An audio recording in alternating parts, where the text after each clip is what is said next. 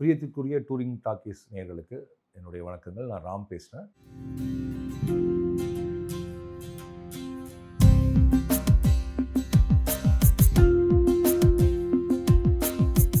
என்னுடைய பறந்து போ திரைப்படம் வர ஜூலை 4ஆம் தேதி வெளியாக இருக்கு.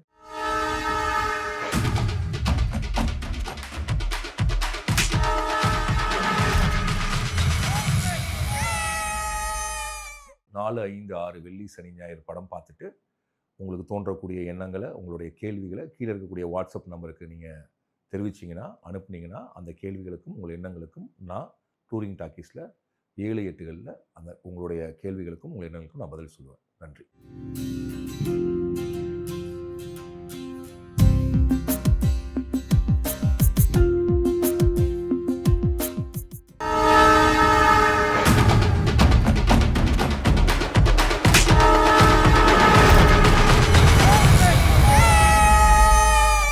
ஜியோ ஹாட்ஸ்டார் வழங்கும் ராமின் பறந்து போ உலகமெங்கும் வெற்றி நடை போடுகிறது.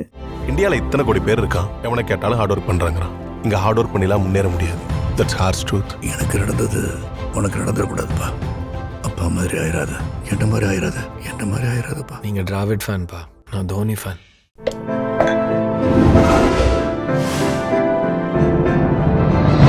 சாய் வித் சித்ரா.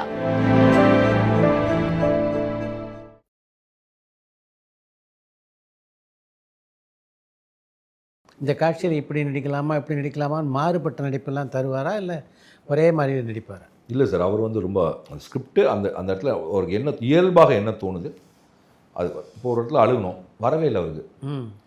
சார் என்னப்பா சார் பண்ணுறதுன்னு சொன்னார். உங்களுக்கு வருதா சார்? வரல. அப்போ வரலைன்னா அப்போ என்ன சார் பண்ணணும்? அப்படியே விட்டுருங்க, அது க்ளோஸே வேணாம், லாங் வச்சுக்கோன்னு சொல்லிட்டு நான்.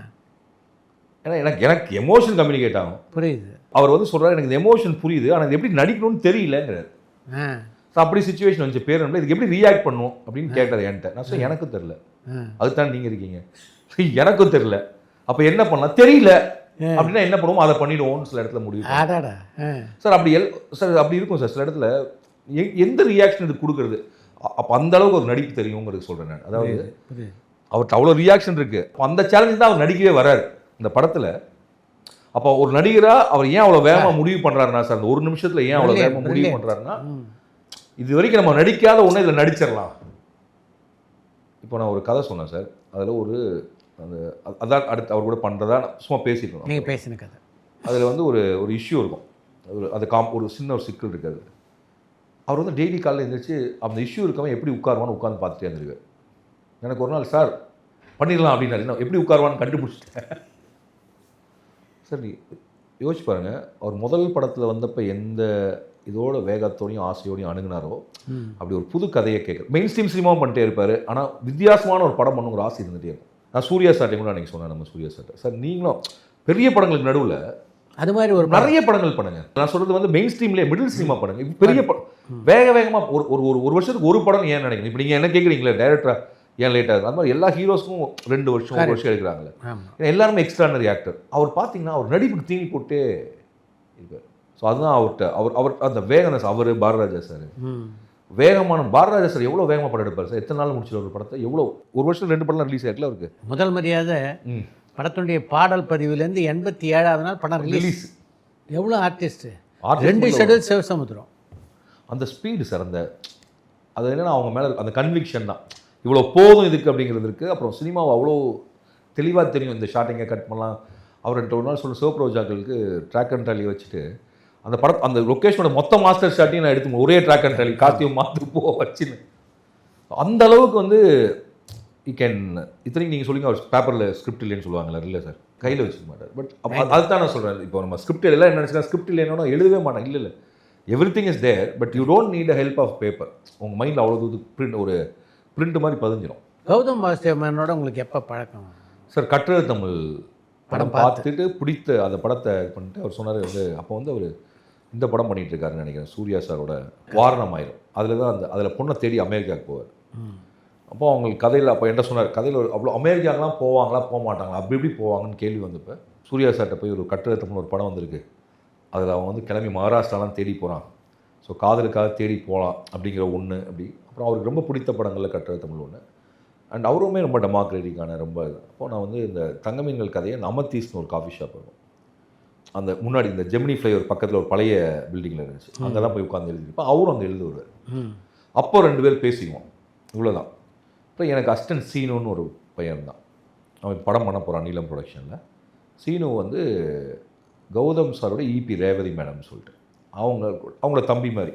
அப்போ நாங்கள் இந்த கதையை எங்கெங்கேயோ சொல்லிட்டுருப்போம். நாங்கள் ஆஃபீஸ்லாம் போட்டோம் கருணாசனனை வச்சு இது பண்ணி பட் அது திரும்ப நின்றுச்சு அது. ஏன்னா அது யாருமே வரல. நாங்கள் ஒரு மாதிரி ஏதோ சப்போர்ட் கிடச்சுன்னு நினச்சி தொடங்கினோம். எனக்கு கருணாசனனுக்கு படம், எனக்கு கருணாசனையும் பிடிக்கும்.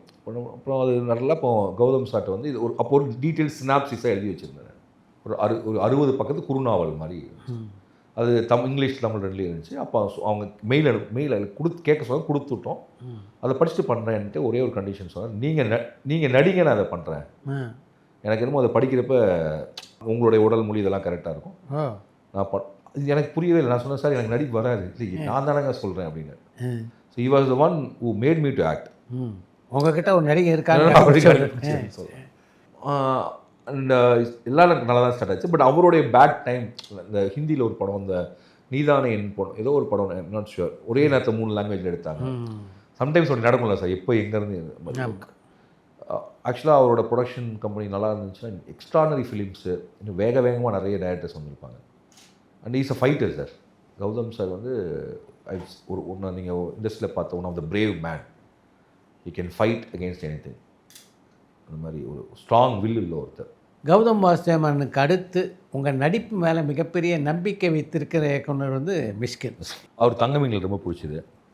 மிஷ்கின் கிட்ட ஒரு பிரதர்வுட் சார். லைக் இப்போ இல்லை, உங்களை வந்து பாரதி ராஜா மாதிரி மிக அதிகமான அளவில் நேசிக்கிற ஒரு இயக்குனராக அவரை பார்க்குறேன் நான். ஆமாம், பாரதிராஜா சார் வந்து எப்படி இருக்குன்னா, பாரதிராஜா சாரோட அன்பு வந்து அந்த கோழி குஞ்சை பாதுகாக்கிற மாதிரி இருக்கும். அது எப்படின்னு தெரியல சார் எனக்கு. I always felt he treated me very special. Bharathiraja sir true. Sometimes எனக்கு அவர் ஆஃபீஸ்லேருந்து வரப்போ நான் கண்கலங்கி அழுதுலாம் செஞ்சுருக்கேன். நான் எமோஷனை காட்டவே மாட்டேன். ஆனால் அவர் திடீர்னு உங்கள் கையை பிடிச்சிட்டு ஏதாவது ஒன்று சொல்லுவார். ஏன்னா என்னோட எல்லாமே அவருக்கு தெரியும். திடீர்னு உங்களை வந்து தோல்லாம் தடவி கொடுப்பார், தலையை இப்படி தடவி கொடுப்பாரு. இந்த ஃபிசிக்கல் டச் இருக்குல்ல சார். அப்புறம் வந்து எல்லோரும் சொல்லுவாங்க அவர் பணம், எனக்கு வந்து எவ்வளோ பணம் கொடுத்தான்னு ஒரு கணக்கு. நான் திடீர்னு இப்போ எனக்கு காசு இல்லைண்ணா அப்படின்னு உடனே கொடுத்துருவேன். அது என்னென்னு எனக்கு தெரியல. நான் அவர்கிட்ட தான் போவேன், எனக்கு ஒரு 50,000 வேணும் அப்படின்னா ஒரு ½ அன் ஹவருக்குள்ளே சரி நீ போ அப்படின்னு அனுப்பி விட்டுருவேன். மாதிரி அவர் நினச்சாலே எனக்கு வந்து பயங்கர எமோஷன் ஆகிடும். ஏன்னா என்னுடைய பயங்கர ஸ்ட்ரென்த் வந்து பாரதிராஜா சார். நான் எந்த படம் எடுத்தாலும் யார் என்ன சொன்னாலும் அது சரியாக இருக்கான்னு உரசி பார்க்கறதுக்கு எங்கள் சார் தரமணிக்கு போய் இல்லை. அப்போது அவர் தான் லைக் சார் ஒரு இண்டஸ்ட்ரியில் அப்படி யாரோ ஒருத்தர் வேணும் சார். நீங்கள் வந்து ஒரு கடலில் மாட்டிக்கிட்ட ஒரு சின்ன போட் மாதிரி தான். யாரோ ஒருத்தர் நான் இங்கே தான் இருக்கேன், ஒன்றும் பிரச்சனை இல்லைன்னு சொல்கிறதுக்கு ஒருத்தர் வேணும். ரொம்ப எமோஷ்னல் பாண்ட் வந்து எனக்கு அவர்கிட்ட ரொம்ப அதிகம். அவருடைய சில வார்த்தைகள், திடீர்னு வரக்கூடிய ஃபோன், எனக்கு நம்ம ஒரு மாதம் பேசாமல் திடீர்னு ஃபோன் பண்ணி ஏதோ ஒன்று பேசுவார். சும்மா வாயம் பேர் ஒன்றுமே இருக்காது. போனால் அந்த நாள் ஃபுல்லாக அங்கே போவோம். ஒரு வந்து அவர் ரொம்ப ரொம்ப மதிப்பார். ஸோ அப்படி உங்களுக்கு யாரோ ஒருத்தர் மதிக்கணும்ல சார் நீங்கள் பண்ண ஒர்க்குக்கு இண்டஸ்ட்ரியில். அப்படி பெரிய ஆறுதல் அது. ஒரு ஆற்றுப்படுத்துதல்னு சொல்லுவாங்க. மிஸ்கினை வந்து நம்ம கம்பேனியன் மாதிரி, லைக் எப்படி முத்து மாதிரின்னு வச்சுக்கோங்க. நான் முத்துக்குமார்னு கூட ஒரு உற்சாகம் இருக்கும்ல, அந்த மாதிரியான உற்சாகம். வெத்தப்படுத்தவர் நிறைய ஆர்டிகுலேட் பண்ணிகிட்டே இருப்பாருக்கு. போயட்ரி சொல்லுவார், இது சொல்லுவார். ஒரு என்டர்டெய்னர் சார். நான் அதான் சொல்லுவேன், is entertainer, complete package sir. நீங்கள் வந்து என்ன வேணாலும் பேசுவார் sir. Like he can, is a show man.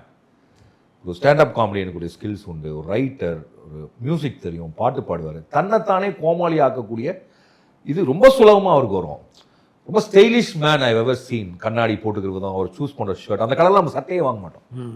அது அப்படி இல்லை, அவருக்கு பொருந்தும். அது அவருக்கு பொருந்தும். அந்த அவர் உருவம் இருக்குல்ல சார், அந்த உருவத்தை வந்து அவர் அப்படி எடுத்துக்குவார். வேற யாராவது வந்து அந்த உருவத்தை வந்து ஒரு கேலியா, அவர் அந்த உருவத்தை பயங்கரமாக மதிப்பார். மாதிரி ஒரு தாட் ப்ராசஸாக ரொம்ப கொஞ்சம் வேறு மாதிரி யோசிக்கக்கூடிய ஒரு நபர். அண்ட் அப்புறம் ரொம்ப அடுத்தவருடைய க்ரியேட்டிவிட்டிக்குள்ளே நம்மளுடைய க்ரியேட்டிவிட்டியை டிஸ்டர்ப் பண்ணாமல் அவரோட க்ரியேட்டிவிட்டியை டிஸ்டர்ப் பண்ணாமல் அவருக்கு முடியும். அண்ட் அவருக்கு வந்து தங்கமீனில் நான் நடிச்சிருந்தது பிடிச்ச ஆட்கள் அவரும் ஒருத்தர். அவர் தான் எனக்கு ஹியூமர் வரும், நீ ஹியூமர் நடிக்கலான்னு சொல்லி பண்ணோம். அப்புறம் நாங்கள் 2 பேரும் சேர்ந்து கொஞ்ச நாள் இருக்கலான்னு பண்ணோம். ஒர்க்கிங் ஸ்பாட்டில் லைக் ஒரு 60 days ஆஃப் ஷூட், அந்த எக்ஸ்பீரியன்ஸ்க்காக வேணும்னு பண்ணோம். நானும் அவரும் டெய்லி போவோம். சவரக்கத்தி அதுக்கு ஆக்சுவலாக சவரக்கத்தியில் வந்து நம்ம சேர்ந்து வேலை பார்த்தோன்னு ஒரு படம் இருக்கட்டும் அப்படிங்கிறதுக்காக பண்ணதான் Savarakkathi. Actually in a way I am very lucky. இந்த மாதிரி நிறைய பேர் எனக்கு வந்து வெற்றி, மிஸ்கின், மாரி செல்வராஜ், ரஞ்சித் ஜெயக்குடி, அஸ்டன்ஸ், ஏதோ ஒரு விதத்தில் இந்த மனிதர்கள் வந்து என்னை நேசிக்கிற மனிதர்களாக அமைஞ்சிட்டாங்க. உங்களுடைய பறந்து போ படத்தினுடைய விழாவில் பேசும்போது எல்லார் காலையும் விழுந்து கும்பிட்டு கட்டுக்கிறேன், இந்த படத்தை வந்து எல்லாரும் பார்த்து ஆதரிங்க, ஏன்னா ராம் போன்ற இயக்குனர்லாம் நம்ம மிஸ் பண்ணக்கூடாது அப்படின்னு பாலா பேசியிருந்தார். அது எங்கள் சார் இல்லை சார், என்னோட சீனியர், காலேஜ்லேயும் சீனியர், எங்கள் சார்ட்லேயும் சீனியர், எனக்கு ஒரு 12 வருஷம் சீனியர். பாலானுக்கும் என்னோட எல்லாமே தெரியும்னு வச்சுக்கோங்க. ஏன்னா நம்ம கிட்டத்தட்ட ஒரே காலேஜில் ஒரே டிபார்ட்மெண்ட்டில் ஒரே ப்ரொஃபஸர்கிட்ட படிச்சுட்டு வந்த 2 பேர். அப்புறம் ஒரே டைரக்டர்கிட்ட அவர் ரொம்ப நாள் வேலை பார்த்தாரு, நான் வந்து அவர்கிட்ட வேலை ஆனால் ரொம்ப நாள் அவர் கூட இருந்த ஒருத்தர். அப்புறம் அவருக்கு இந்த படம் ரொம்ப பிடிச்சிருச்சு, அதான் உண்மை. லைக் அவர் எல்லா படத்துக்கும் இதை சொல்ல, அவரால் தான் அன்றைக்கி வந்து அவ்வளோ நேரம் நான் சொன்னேன் டயர்டாக கிளம்பணும், இல்லை நான் இருக்கேன்னு. கடைசியில் எல்லோரும் போனது எனக்கு தெரிஞ்சு பாலாண்ணா முதல்ல அவர் வந்து ஐ திங்க் ரொம்ப கணிஞ்சிட்டு வராரா என்னன்னு தெரியல. You want to express that he loves me a lot அப்படிங்கிறத செல்வத்துக்கு கூப்பிட்டு நான் உனக்கு ஏதாவது பண்ணணும், எனக்கு ரொம்ப பிடிச்சிருக்கு, நான் என்ன பண்ணணும்னு சொல்லு, நீங்கள் எதுவும் பண்ண வேணாம், சும்மா இல்லை எனக்கு என்ன பண்ணணும்னு தெரியல, உங்களை மாதிரிலாம் பேச தெரியல, எனக்கு உண்மையாக அந்த படம் பிடிச்சிருக்கு, ஆனால் அது எப்படி அது என்னென்னு நான் எக்ஸ்பிரஸ் பண்ணேன், எப்படி நீங்கள் தான் பயங்கரமாக மேடம் ரொம்ப நேரம் பேசுகிறீங்க, அவ்வளோ பேச வராது. அப்போ அதுக்கு அதை ஈடுகட்டுறதுக்கு நான் வந்து பாதம் தொட்டு கேட்குறேங்கிறது வந்து அவர் என்ன நினைக்கிறாருன்னா, அப்படி சொல்லிட்டா அது பேலன்ஸ் ஆகிடும்னு நினைக்கிறேன். அது ஒரு ட்ரமாட்டிக்காக அவர் மனசில் இருக்கக்கூடிய அவருக்கு ரொம்ப பிடிச்சிருச்சு அப்படின்னு சொல்கிறது. பட் அவருக்கு எனக்கு ரொம்ப பாலானனுடைய ஃபிலிமே அவர் கூட்டு வந்த கதை மாந்தர்கள், அந்த உலகம், அவருக்கு வரக்கூடிய நகைச்சுவை, சார் ட்ரெண்ட் செட்டர்ல சார். லைக் 2000 2010 வரைக்கும் எத்தனை பேர்த்தோட படங்களுக்குள்ள அவருடைய குரல் கேட்டிருக்கோம். அவருக்கு ஒரு படம் பிடிக்குதுங்கிறப்ப உங்களுக்கு ஒரு த்ரில் வரதானே செய்யும். அப்புறம் இன்னொன்று, தங்கமீன்கள் ரிலீஸ் ஆகிறதுக்கு அவருக்கு ஒரு பங்கு இருக்குது. அன்றைக்கி ஒரு வேளை பரதேசி படத்துக்கு நடுவில் தங்கமீன்கள் ட்ரெய்லர் வரலைன்னா, ஆனால் அன்றைக்கி தேட்டரில் அப்படி தான் வர முடியும். பணம் இல்லாத ஒரு ப்ரொடியூசர் சொன்னால் போடுவாங்க. இப்போ அதுக்கும் பணம் வாங்க ஆரம்பிச்சிட்டாங்க. அப்புறம் அவரும் எல்லா படத்தையும் பார்ப்பார். தரமணி தேட்டரில் போய் பார்த்துட்டு வந்து ஃபோன் பண்ணார், டேய் நீ என்ன பேசினாலும் உனக்கு கை தட்டுறானுங்க, கொஞ்சம் கேர்ஃபுல்லாக ஏன்னா உனக்கு ரொம்ப நம்புறானுங்க மாதிரி இருக்கு அப்படின்னு சொன்னார். பேரன்பு வந்து இட்ஸ் லைக் அவர் வந்து அவருக்கு ரொம்ப பிடிச்ச படம். பட் அது எல்லாத்தையும் விட பறந்து போ வந்து he felt it's very close to his heart. ஒரு நேர் எதிர் என்னன்னா, அதெல்லாம் எமோஷனல் படம். பறந்து போ ஹியூமர். ஆனால் இந்த ஹியூமர் படம் அது இருக்கக்கூடிய அண்டர்லைன் எமோஷன்ஸ் பயங்கரமாக இருக்கும். உங்களுடைய படங்கள்லேருந்தே மாறுபட்ட படமாக தான் பறந்து போ. ஸோ அதனுடைய வெளிப்பாடு தான் இந்த அது என்னுடைய அமெரிக்கன் கல்லூரியினுடைய பாலுமேந்திரா சார் இடத்துல இருந்தும் அவர் வர்றார். ஸோ அது ஒரு பிளெஸ்ஸிங் தான் அப்படின்னு நினைக்கிறேன். பறந்து போ மாதிரியான ஒரு படத்தை பண்ணணும்னு எந்த காலகட்டத்தில் முடிவு பண்ணீங்க? ஸோ எப்போதுமே நான் கான்டெம்பரரி லைஃபோட ஒரு படம் பண்ணணும்னு நினச்சிட்டே இருப்பேன் சார். இது எல்லா படங்களும் சமகாலத்தோட தொடர்புடையதாக இருக்கும். கட்டளை தமிழ், தங்கமீன்கள், தரமணி, பேரன்பு மட்டும் உலகம் இருக்கப்பெல்லாம் அந்த பிரச்சனை இருந்துகிட்டே இருக்கும். அது இயற்கையினுடைய சிக்கல். அப்படி பண்ணேன். இப்போ இந்த 7 கடல் 7 மலையும் வேற ஒரு ஜோடர். அது பறந்து போய் இன்றைக்கி இருக்கக்கூடிய இளம் பெற்றோர்கள், இளம் குழந்தைகள், இவங்க உலகத்தை எப்படி பார்க்குறாங்க உங்களுக்கு ரொம்ப இன்ட்ரெஸ்டிங். அப்புறம் ஒரு ஃபங்க்ஷனல் ஃபேமிலி பண்ணணும்னு நினச்சேன் சார். சினிமாவில் டிஸ்ஃபங்க்ஷனல் ஃபேமிலி பண்ணுறது ரொம்ப ஈஸி. எனக்கு விக்ரமன் சார் படங்கள் ரொம்ப பிடிக்கும். வானத்தை போல ஃபிலிம் மேக்கிங்லாம் விட்டுருக்காங்க. ஒரு ஃபங்க்ஷனல் ஃபேமிலி, அதாவது எல்லாருமே ஹாப்பியாக இருக்காங்கங்கிறது லைனாக இருந்தவங்க அது ரொம்ப அன்னைக்கு இருந்த மீன். அது எவ்வளோ பெரிய ஹிட்ல சார் வானத்தை போல பெருசு. நிறைய யோசிப்பாங்க, நம்ம எல்லாம் நினச்சிருப்போம் கான்ஃப்ளிக்டே இல்லாமல் ஒரு படம் எப்படி ஓடுன்னு கேட்டு எல்லாரும் நல்லவர்கள் எப்படி ஒரு படம் ஓடும் அப்படி தானே, இல்லை கெட்டவங்க இல்லாமல் எப்படி ஓடுனா சார். அவர் பயங்கர அவர் விக்ரமன் சார் புது வசந்தம் சார். ஒரு ஆணும் பெண்ணும் நட்பாக இருக்கலாம் அப்படின்னு எனக்கு தெரிஞ்சு நாங்களாக இருக்க வந்து சொன்ன முதல் படம். இன்னைக்கு கேர்ள் பெஸ்டி பாய் பெஸ்டிலாம் வந்துருச்சு. அன்னைக்கே சொன்னார். அது அன்னைக்கு ஆக்சுவலாக அந்த நீங்கள் நல்லா பாருங்கள், அது கான்டெம்பரரியாக. இப்போ நாங்களாம் ஸ்கூல் படிச்சுட்டு இருக்கோம். பட் அதில் பாட்டு ஹீட்லாம் பெரிய ஹிட்டு. இப்போ நம்ம அப்போ அந்த காலத்தில் பசங்களுக்குலாம் அப்போ ஃப்ரெண்டாக இருக்கலாமே அப்படின்னு தோணுச்சு. அப்போ அந்த ஒரு அப்போ கல்ச்சரலாக மைண்டில் பெண்ணும் பேசலாம் அப்படின்னு ஒரு இடம் வருது சார் சமூகத்தில். அப்போ அந்த சமூகத்தில் அந்த இடம் வர்றப்ப அது ஒரு படம் எடுக்கிறாங்க.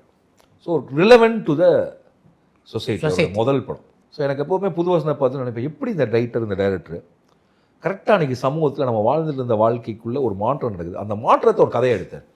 ஆக்சுவலாக அது புது வசந்தம் தானே சார். நான் சொல்கிறேன், மேல் ஃபீமேல் ரிலேஷன்ஷிப்லேயே அந்த படம் ஒரு புது வசந்தம் இல்லையா. நான் மித்த எந்த படத்துக்கு விக்ரமன் சார் கூப்பிட்டதே இல்லை, பறந்து போக கூப்பிட்டேன். ஆனால் எனக்கு அவருக்கு இது பிடிக்கும்னு தெரியும். அவருக்கு என்ன மித்த எல்லா படங்களும் சொல்லுவாங்க விக்ரமன் சார் உங்கள் படத்தெல்லாம் பிடிக்கும்னு. இந்த படத்துக்கு மட்டும் விக்ரமன் சார் பார்க்கணும்னு சுரேஷ் கமாச்சியார் சொல்லி அவர் ஒரு பையன் வந்து பார்த்தாங்க. எனக்கு பயங்கர நான் நினச்சதே நடந்துச்சு. எல்லார்த்த விட அவருக்கு தான் ரொம்ப பிடிச்சது. ஏன்னா அதில் இருக்கக்கூடிய அந்த கனிவும் அன்பும் அவருக்கு ரொம்ப பிடிக்கும். அவர் ஒரு ஃபங்க்ஷனல் ஃபேமிலியே எடுக்கணும்னு ஆசைப்படக்கூடிய ஒரு கேரக்டர். ஸோ நான் அந்த படம் முடிவு பண்ணப்போ ஒரு ஃபங்க்ஷனல் ஃபேமிலி. அப்போ அவங்களுக்குள்ள எந்த பிரச்சனையும் இல்லை, ஹாப்பி ஃபேமிலி. அவங்க ரொம்ப காதலிக்கக்கூடிய நேசிக்கக்கூடிய ஒரு அப்பா அம்மாவை ரொம்ப நேசிக்கக்கூடிய பையன். இருந்தாலும் கதை இருக்குது. அது என்ன? அவங்க வாழ்க்கையில் சந்தோஷமாக தான் இருக்காங்க. எல்லா மிடில் கிளாஸும் ஃபங்க்ஷனலாக மெஜாரிட்டி ஆஃப் த மிடில், சண்டை இல்லாமல் பிரச்சனை இல்லாமல் எந்த வீடும் இல்லை. But they're living a life with lot of happiness. அதான் உண்மை. இல்லைன்னா நம்ம எல்லாருமே சோகத்தில் இருக்கும். இத்தூட பொந்து வீட்டுக்குள்ளெல்லாம் சென்னையில் இருக்காங்களே சார், டிவியில் அதை பாட்டு இதை பாட்டு சந்தோஷமாக தான் இருக்காங்க. இப்போ இதை எப்படி எடுக்கிறது? இந்த சந்தோஷத்தை, இந்த மகிழ்ச்சியை நம்ம எப்படி ரெப்ரசன்ட் பண்ண போகிறோம்? இன்றைக்கி குட்டி பசங்க இந்த அப்பா அம்மாவை பற்றி என்ன நினைக்கிறாங்க, அப்பா அம்மாக்கள் குட்டி பசங்களை பற்றி என்ன நினைக்கிறாங்க, இந்த சமூகம் ஒரு அப்பா அம்மா எப்படி இருக்கணும்னு எப்படி டார்ச்சர் பண்ணுது, ஒரு பையனையும் எப்படி இருக்கணும்னு டார்ச்சர் பண்ணுது. இதுலேருந்து விடுபட்டு இவங்க 2 நாள் பறந்து போனால் எப்படி இருக்கும்? அவ்வளோதான் சார் பறந்து. இப்போ எனக்கு என்னென்னா இது ரிலவெண்ட். இப்படி ஒவ்வொருத்தருட்டையும் எல்லா டேரக்டரும் இப்படி ஒரு ரிலவெண்ட் ஃபிலிம் எடுப்பாங்களே சார். இப்போ ஏன் நான் இப்படி சொல்கிறேன்னா, நான் வந்து எனக்கு கிராமம் தெரியாது சார். நான் ஒரு கோயம்புத்தூர் மாதிரி ஒரு காஸ்மோபாலிட்டன் சிட்டியில் தான் 6வது பண்ணேன். அப்புறம் மதுரை, அப்புறம் சென்னை. எனக்கு ரூட்ஸ் கிடையாது, எனக்கு நேட்டிவ் கிடையாது, எனக்கு ஒரு ஸ்லாங் கிடையாது. இப்போ என்ன மாதிரி ஆட்கள் எங்கே கதை தேடுறது? பாரராஜா சார் ஊருக்கு போயிடுவார், மாரி சார் ஊருக்கு போயிடுவார். பஸ்ஸை பிடிச்சி இறங்கினா கதை இல்லையா? கரெக்ட். நான் எந்த பஸ்ஸை பிடிச்சி போய் எங்கே கதை தேடுறது? அப்போ கதை எங்கே பார்க்குறோன்னா, நமக்கு தெரிஞ்ச உலகத்தில் என்ன நடக்குது, அவங்க என்ன பேசிக்கிறாங்க, இதுக்குள்ளே இருந்தால் நம்ம அப்போ ஏதோ ஒரு விதத்தில் நான் ரிலவெண்ட்டாக படம் எடுக்கணும். இப்போ கிராமத்தில் இருந்தால் நான் 1960 நடந்த ஒரு விஷயத்தை எடுத்து வந்து படமாக மாற்ற முடியும் இல்லையா? ஆனால் சிட்டியிலே இருந்து ஒரு அவுட் சைடராக இருக்கக்கூடிய ஒருத்தன், தனக்குன்னு ஸ்லாங் இல்லாத ஒரு டைரக்டர், நம்ம ஸ்லாங் யாரோ வச்சு சொல்லிக் கொடுக்கலாம். ஒரு இன்றைக்கி இருக்கக்கூடிய கான்டெம்பரரி லைஃப்குள்ளே வந்து ஒரு படம் பண்ணுறதா இருந்தால் எப்படி பண்ணலாங்கிறதா என் முன்னாடி இருக்கக்கூடிய கேள்வி எப்போதுமே ஒரு ரைட்டராக டைரக்டராக. Because there is advantage and disadvantage by being an outsider. ஒரு அவுட் சைடர்னு எப்படி சொல்கிறேன்னா, எனக்கு இந்த ஊரும் இல்லை அந்த ஊரும் இல்லைன்னு சொல்லுவது பலம், அதுவே பலவீனம். ஸோ இதுக்குள்ளே தான் நம்ம கதை உலகத்தை வந்து செட் பண்ணிட்டே இருக்கணும். அப்படி கண்டுபிடிச்ச ஒரு கதை தான் கிட்டத்தட்ட எல்லா கதையும் அப்படி தான் கண்டுபிடிக்கிறோம். பறந்து போ அப்படி கண்டுபிடிக்கும் கதை தான் ராம் மிர்ச்சி சிவா அப்படின்போது எல்லாருமே அந்த காம்பினேஷனை அப்படி கொஞ்சம் புருவம் உயர்த்தி பார்த்துருப்பாங்க. ஏன்னா உங்கள் ஜானர் படங்கள் வேறு, மிர்ச்சி சிவா நடிச்சுக்கிட்டு இருக்க படங்கள் வேறு. இந்த படத்தில் மிர்ச்சி சிவா எப்படி சார்? எனக்குன்னு ஒரு ஜேர்னர் இல்லை சார். நீங்கள் மேபி இப்படி எப்படி சொல்கிறீங்கன்னா, நான் ஏதோ ஒரு விதத்தில் ஒரு மிடில் சினிமா பண்ணிகிட்டே இருக்கேங்கிறது சொல்லலாம். கட்டளை தமிழ் மாதிரி தங்க மீன்கள் இல்லை. தங்க மீன் அதுலேயே இப்போ கட்டளை தமிழ்லேயே கருணாஸ் சார் எபிசோடு வந்து ஃபுல் ஹியூமராக தான் இருக்கும். தங்க மீன்களில் அந்த பூரி நித்யஸ்ரீ பூரி காமெடி நெகிரி தான் இருக்குது. தரமணியில் என் வாய்ஸ் ஓவரில் ஃபுல்லாகவே ஒரு சர்க்காஸ்டிக் ஹியூமர் தான். பேரன்பில் மட்டும்தான் நான் ஹியூமர் ட்ரை பண்ணல, ஏன்னா அந்த படத்துக்குள்ளே அது இல்லை. ஸோ ஹியூமர் வந்து இயல்பாகவே எனக்கு சார். நீங்கள் இப்போ சிரிக்காமல் ஒரு மனிதர் எப்படி சார் இருக்க முடியும்? இப்போ நம்ம எடுக்கிற படத்தை அது ஒன்று, இது ஒன்று. அப்புறம் நீங்கள் யாரை பார்த்தா சிரிச்சிருப்பீங்க? யாரோட? கண்டிப்பாக வடிவேலு சார். மிர்ச்சி சிவா சார் வந்து நீங்கள் சென்னை 28லேருந்து இருக்கும். அவர் வந்து சும்மா இருந்தாலே சிரிப்பு வரும் சார். இப்போ ஸ்டேஜில் ஸ்டாண்டப் அந்த ஆங்கர் தொகுத்து வழங்குறாரு. ஆமாம், அதுலேயே ஏதோ அவர் சும்மா தான் பேசுவார். நம்ம சிரிப்பு எந்த மேடையில் சிவா வந்தாலும் ஒரு கலகலப்பு வந்துடும். ஏன்னா அவர் எப்போ ஜோக் அடிக்க போகிறான்னு உங்களுக்கு தெரியவே தெரியாது சார் இல்லையா? இது மித்த இப்போ நான் ஜோக் அடிக்க போகிறேன் பாரு அப்படின்லாம் இருக்காரு. அவர் அது ஜோக்கான்னு கூட தெரியாது சார். கரெக்ட். அவருடைய டைமிங்கில் ஒரு அன்அஸ்யூமிங்காக இருக்கும். அதாவது எப்போ காற்றடிச்சு எப்போ எந்த இலை பறக்கும்னு தெரியாது. True true. திடீர்னு ஒரு காற்றடிக்கும், ஒரு இலை பறக்கும், விழுந்துடும். அப்புறம் ஒரு தன்னை பற்றி பெருசாக நான் ஒரு நடிகன் அப்படிலாம் எந்த பிரச்சனையும் இல்லாமல், நான் இப்படி நடித்து அப்படி இது பண்ணிடுறேன்னு இல்லாமல், ரொம்ப ஒரு விட்டேத்தியான மனம் கொண்ட ஒரு நடிகரும் கூட. அப்புறம் கேமராங்கிற பெரிய பிரச்சனையும் இருக்காது. எனக்கு அதான் தோணும், ரொம்ப பஞ்சு மாதிரி இலகி, அவ்வளோ லைட்டு, நீங்கள் எப்படி வேணாலும் பறக்க விடலாம். அது நான் ஒன்றே ஒன்று தான் நினச்சேன், சிவா அது நடிக்கணும். ஆனால் அதுக்காக சிவாவை மொத்தமாக மாற்றிடவும் கூடாது. நான் எப்போதுமே ஒரு நடிகரை கொண்டு ஒரு நடிகரை கொண்டு வந்தோன்னா அவரோட பலம்னு ஒன்று இருக்குது. அந்த பலத்தை வச்சுக்கிட்டு தான் நம்ம அதை டிசைன் பண்ணணும். இந்த கதைக்கான ஹியூமர், இந்த கதையில் வந்து ஒரு இன்னசென்ட்டான ஃபாதர், ஒரு குழந்தை போலவே இருக்கக்கூடிய ஒரு வளர்ந்த அப்பா அம்மா தேவைப்படுறாங்க. அப்போது அது கரெக்டான ஒரு நபர் திரையில், நான் சொல்கிறது நிஜ வாழ்க்கையில் இல்லை, திரையில் அப்படி ஒரு இல்லை ஒரு திறவை. ஸோ அதனால் சிவா அப்படி அவர் எனக்கு தெரிஞ்சு like I enjoyed working with. And ஒரு சின்னதாக ஒரு முதல் ஒரு நாள் ஒவ்வொரு ஷெட்யூலையும் அவர் ஒரு மீட்டரில் இருப்பார், நம்ம ஒரு மீட்டரில் இருப்போம். ஏன்னா அவரோட டைமிங் புரியுது நம்மளுக்கு கொஞ்சம் நேரம் ஆகும். அவர் யோசிக்கிறது இப்படி யோசிச்சுட்டு இருப்பார், நம்ம இப்படி யோசிச்சுட்டு இருப்போம். ஒவ்வொரு ஷெட்யூலையும் அது ஒரு கால் ஷீட் ஆகும். நம்ம சொல்கிறது அவர் புரிஞ்சு, அவர் சொல்கிறது நம்ம புரிஞ்சு, அதுக்கப்புறம் அந்த இது போயிடும். அப்புறம் நம்மளுக்கு டெக்னிக் தெரிஞ்சிடும், ஓகே இதுதான் அப்படின்னு சொல்லிட்டு. கதையை கேட்டபோது சிவாவினுடைய கருத்து என்னவாக இருந்தது சார்? சிவா வந்து 2007 தெரியும், நம்ம கூட ஒரு படம் பண்ணணும், அப்புறம் தான் அவரும் சொல்கிறார், நம்மளும் நினைக்கிறோம். ஸோ தப்பாக படம் வராதுங்கிற ஒரு நம்பிக்கை தான். நான் தான் ஸ்கிரிப்டை கொடுத்து படிங்க அப்படின்னு சொன்னேன். அப்புறம் படிச்சுட்டு நல்லா இருக்குன்னு சொன்னார். லைக் ஐடியாவாக அவருக்கு வந்து ஜென்யூனாக இருக்கும், ரியலிஸ்டிக்காக இருக்கும், நம்மளை வச்சு காமெடி பண்ணிட மாட்டாங்க. லைக் அவருடைய நகைச்சுவையும் உள்ளுக்கு வச்சுட்டு ஒரு எமோஷ்னல் படமாக இருக்கும் அப்படின்னு ரொம்ப சீரியஸாக அப்ரோச் பண்ணார். அந்த படத்தை ரொம்ப நம்பினார், இப்போது நம்புகிறார். ஸோ அவர் வைத்த அந்த நம்பிக்கை வீணாகாதுன்னு நானும் நம்புகிறேன். ஏதாவது ஒரு குறிப்பிட்ட நடிகரோடு இணைந்து பணியாற்றணும் அப்படின்ற ஒரு எண்ணம் உங்களுக்கு இருக்கா? இப்போ இந்த பேர் வந்து நம்முடைய கதாபாத்திரத்தை செஞ்சால் சிறப்பாக இருக்கும் அப்படின்னு நீங்கள் நினைக்கிற நட்சத்திரங்க நீங்கள் யார் யார் இருக்கா? நிறைய பேர் இருக்காங்க சார். ஒருத்தர் எல்லாருமே சொல்லலாம்.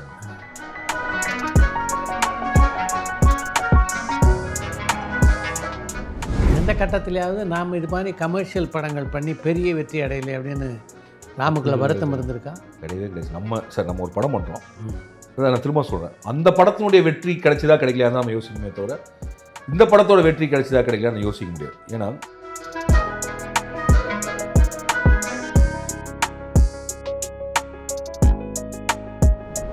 தொடர்ந்து உங்களுடைய படங்களில் வந்து யுவன் சங்கர் ராஜாவோட தான் நீங்கள் பயணிச்சிருக்கீங்க. இதுக்கு மாதிரி தான் கட்டளை தமிழப்ப நான் வந்து இந்த தலைவாசல்னு ஒரு படம் வந்துச்சுல சார், பாலபாரதி, அவர் கூட சேமிக்கணும்னு நினச்சிட்டு இருந்தேன். ஓஹோ. எனக்கு அப்போ யாருலாம் தெரியாது. நமக்கு அந்த படம் பிடிக்கும். முத்து வந்துட்டு இல்லை இது யுவன் பண்ணால் கரெக்டாக இருக்கும், முத்து சொல்ல கரெக்டாக இருக்கும், யுவன்ட்டு கூப்பிட்டு போனா அப்படி எனக்கு.